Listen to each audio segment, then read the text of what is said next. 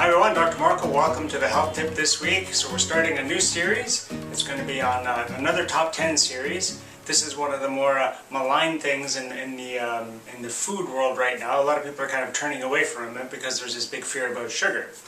But as you find out when I talk about these are some of my favorite things to eat, and there's good reasons that we should be eating more and more of them, not eating less and less. So we're going to be talking about top 10 healing fruits. Let's look at part 1. Alright, so we're going to go over fruit number 10. These are in no particular order, but we'll start with this one. This is my favorite summertime fruit. It takes a lot of patience to work on it, but it's a really great one for a lot of different reasons. So we're talking about pomegranates. So these are some of the things that pomegranates have in them. So in the vitamin group, lots of vitamin C, which is really good, vitamin K, B complex vitamins, important minerals, copper, calcium, and potassium as well. It has anti-inflammatory properties, and it also has antioxidant properties. So having all these things can help a lot of different things in the bodies. So the vitamins and the minerals, all that generally helps your immune system work better. It helps circulation, decreasing some cardiovascular risk, those kind of things. A lot of these vitamins are good for your joint health, improving your circulation, like I said. They kind of consider it like the natural aspirin. It kind of maybe helps thin your blood a little bit too, which is good for like circulation and getting into areas that might have less blood flow. Because of the anti-inflammatory properties and the immune boosting properties, it has an effect on maybe decreasing cancer risks for different types like breast, colon, lung, and prostate. It also, because it has antiviral effects as well, antiviral and antibacterial effects, that can have an effect on autoimmune problems like multiple sclerosis and lupus and all the different autoimmune kind of conditions that we have. Helping the joint health and the circulation can also help with arthritic kind of joints, osteoarthritis. Has a tendency to kind of stabilize PSA levels for guys with the prostate problems. It decreases the so-called bad cholesterol. As you guys know, when you follow me, there's no such thing as good or bad cholesterol, but it decreases the so-called bad one, the LDLs, and it kind of has a tendency to increase the good ones.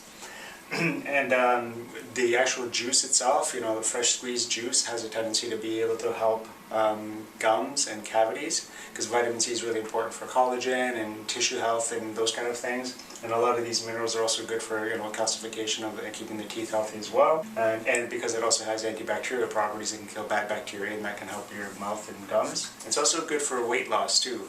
So there's a few, like grapefruits and pomegranates are a couple of ones kind of staples in the whole weight loss thing. So it's a great fruit for that. So add in a lot of pomegranates, have fun eating it, and let's go on to number 9. Alright, now we're going on to number 9. One I think is probably one of the most maligned or badly touted fruits, and I think it's one of the most important ones, is actually bananas. Because people have this concept that's high in sugar or something like that, and there's this whole thing about trying to get fruits out of people's diets for some reason. So I consider this nature's fast food because it's transportable, it's got its own shell on it, it's easy to move around, you crack it open and you got some great food, great nutrition. So consider bananas kind of like a portable electrolyte mix, if you want to consider it that. Like about 75-76% of it is water content, and it's got a lot of minerals and a lot of vitamins in it.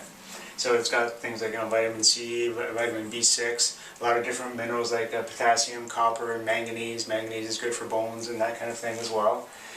So with these electrolytes, you can kind of consider like electrolytes are good for your brain function, neurological function. It's good for supporting muscle health and muscle contraction and growth. A lot of these things help with chronic illnesses as well. And it also has like antifungal, antibiotic, and it has these protease inhibitors which can actually knock viruses out too. So a lot of us have got a lot of viral load in our body and pathogens and things that we're not even aware of. But because it can have an effect on all those, it can decrease a lot of the chronic illnesses like things like shingles and Epstein-Barr virus, lupus and osteoarthritis and things like that, chronic fatigue and multiple sclerosis, those kind of things. These things here also have a benefit on decreasing blood pressure as well, and because it has a lot of interesting effects on the gut, it has something in it called the fructooligosaccharides, which together with insulin, it kind of helps your body assimilate, absorb nutrients into the cells and assimilate them so your body can utilize them. But one of the other things it does is that it helps, if you get the so-called good bacteria in your gut, it helps to feed the acidophilus bacteria. So when your gut health is healthier, when the bacteria are more properly fed, and so the good bacteria kind of proliferate, that helps your gut health. So this is really good for a lot of people that have like gut problems like Crohn's, irritable bowel syndrome, those kind of things, gut issues, but it also helps the immune system as well, which a large majority of the immune system is right around the outside of the cells of the gut to kind of protect your body from things that might get in there. So it's really good for that, and it also has an effect on helping the cells that line the walls of your stomach to protect it more, so they kind of get like a thicker barrier, so they can prevent like ulcers and things like that happening. You get more protective surface cells on the stomach from bananas as well. So, well, the other thing that has a lot of, it's fairly high in tryptophan as well. So tryptophan, it kind of helps a lot of people with their sleep, the sleep-wake cycles and those kind of things. I think I had an old health tip a long time ago about banana tea, and a lot of times a lot of this nutrition is actually in the skin of the banana. So if you have an organic banana that you've cleaned very well, you can kind of cut it up and put that in the water, boil the water, and then like have it steep. And a lot of the nutrition coming from like the skin too, that gets into the water, and that becomes your banana like a nighttime sleep tea as well. So that's something you can use as well. So do not miss out on bananas because they're really great. You can, even if you want to make like a healthy kind of like electrolyte milk, you know, just have a banana and just blend it up with some water, and that's a great kind of drink on the go sort of thing. If you need sort of like something for a shake or that kind of thing, or you just want something like a milk alternative, you don't want to be hitting dairy, so something like this could be a nice kind of sweet alternative. Avoid green bananas though. You don't want to eat raw bananas. There's a whole trend right now with people in the ketogenic diet movement that they always want to eat these. They call them resistant starches. They kind of help certain things, and they say eat like green banana powder and stuff. But that's actually very, very hard on the digestive system. So, you know, if you look at the monkeys and the gorillas out in the wild, they're not eating the green bananas. They're waiting until they're yellow and they're ripe and they taste good. So that's what we should be doing too. So on to the next one. All right, number 8, we're really getting into some famous Italian or really popular ones with the Italians, like our family. Figs. We really like our figs. So figs are kind of like an ancient, therapy. They used to use this to kind of treat all different sorts of ills in the ancient times because they were like a really powerful thing, and they're really good for a lot of different reasons. So they're one of the most alkaline fruits that exist, actually. So it provides a lot of minerals for your body, and just some of them are like calcium, iron, copper, selenium, zinc, and potassium. And it has, so just looking at this just for an example, having this amount of minerals in it can help repair and restore a lot of tissues of your body. So it helps your reproductive system, it helps your muscles, it helps your immune system, and even your bones. So the calcium that it has is super readily absorbable into your body, so that can help bones and teeth and those kind of structures, and also muscle contraction and things like that for your heart. And it also is fairly high in potassium, which is also good for hypertension and cardiovascular conditions as well. So one of the other really important things about figs is that it has something called mucin. It's very mucilaginous, and that mucin is really good for kind of, think of it like a pasty kind of rotor-rooter going through your digestive system, grabbing onto a lot of toxins on the way down.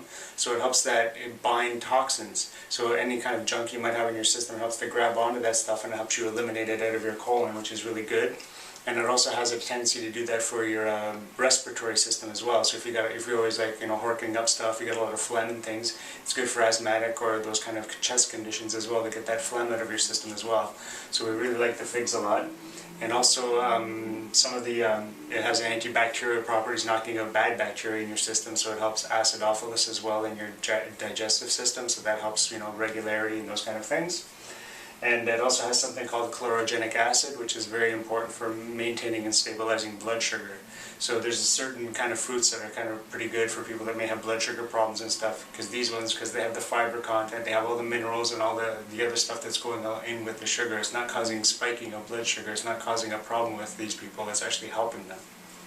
And there's an old sort of like in dried figs in Italy, they kind of use them a lot. They would like cut a dried fig, crack it open, and we would put some almonds in it and kind of warm it up, and it kind of makes like almost like a really good sandwich. So, you know, you got a lot of really great stuff. But that little treat there, that's something we do every so often. We take 3 or 4 figs, cut them in half, put about 2 or 3 almonds inside it, and squash it, so it kind of becomes like a warm. You warm it up a little bit, it becomes like a soft kind of crunchy sandwich. So that's a pretty cool thing that we like to have.